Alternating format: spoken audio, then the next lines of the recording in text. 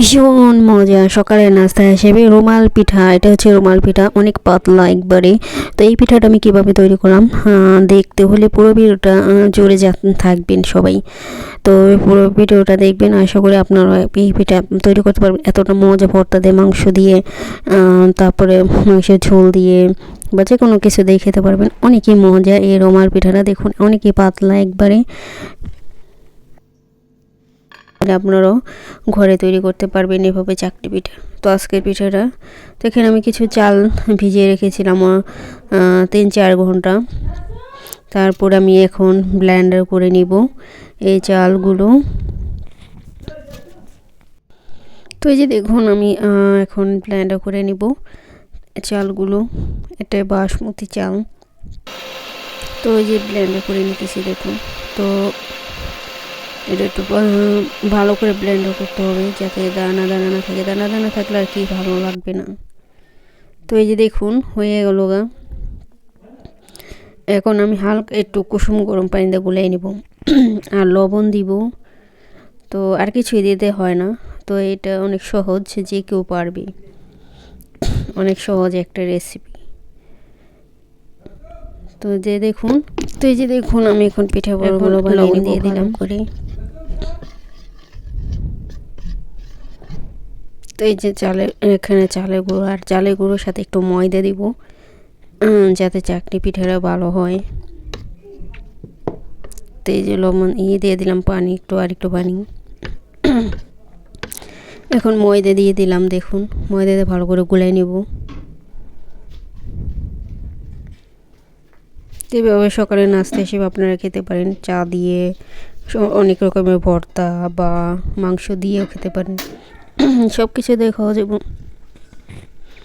তরকারি দিয়েও খেতে পারবেন।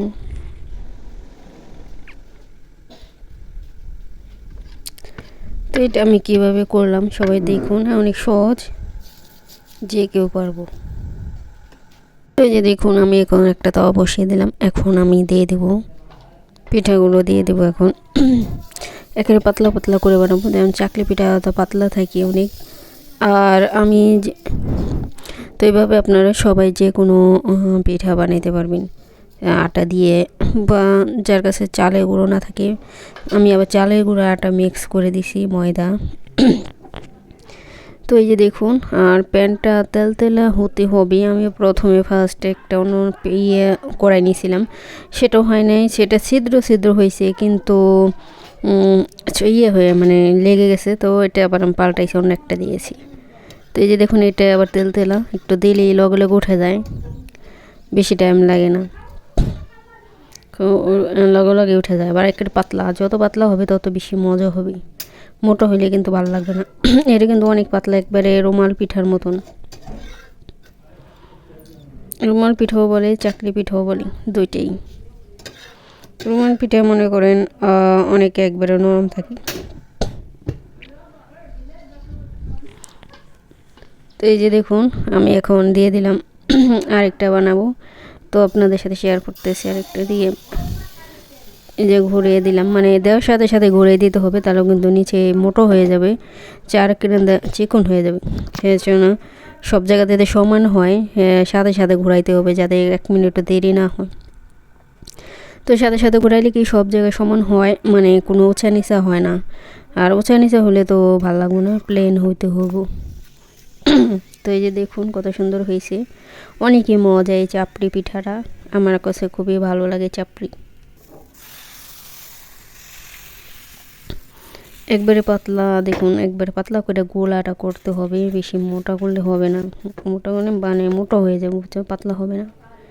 এই দেখুন কত সুন্দর হয়েছে। দুইটা বানাইছি, আরও সবগুলো বানাই নিব এখন। তো আরেকটা দিয়ে দিছি, দেখুন একটু এই ময়দাও দিয়ে দিছি আমি, ময়দা আর ওই চালের গুঁড়া, তো দুইটা একসাথে দিছি। তো মোটা চালের গুঁড়ো বা আতপ চাল থাকলে বেশি ভালো হতো, যেহেতু এখানে আমার কাছে আর কোনো চাল ছিল না।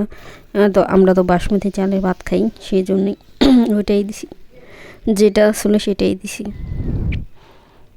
তো এই যে দেখুন হয়ে গেল সবগুলি। তো আজকে কেমন হয়েছে আমার পিঠাগুলো, সবাই সুন্দর একটা কমেন্ট করে দেবেন। তো আপনাদের সুন্দর সুন্দর কমেন্ট করতে খুবই ভালো লাগে। যারা আমার চ্যানেলটি সাবস্ক্রাইব করছেন সবাইকে অসংখ্য ধন্যবাদ। আর যারা করেনি প্লিজ আমার ভিডিওটা দেখে ভালো লাগলে অবশ্যই সাবস্ক্রাইব করে দেবেন, বেল আইকনটা বাজিয়ে দেবেন।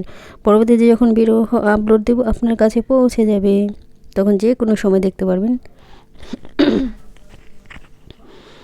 তো এই যে দেখুন খাইতেছি, কি মজা, কি মজা। ভর্তা দিয়ে তো ভালো লাগে খাইতে, আমি ভর্তা দিয়ে খাই এইসব পিঠা। মাংসের ঝোল তো ভালো লাগে। তো সবাই ফুল ভিডিওটা দেখবেন, কেউ টেনে টেনে ভিডিও দেখবেন না। আশা করি সবার কাছে অনুরোধ থাকবে সবাই ফুল ভিডিও দেখবেন।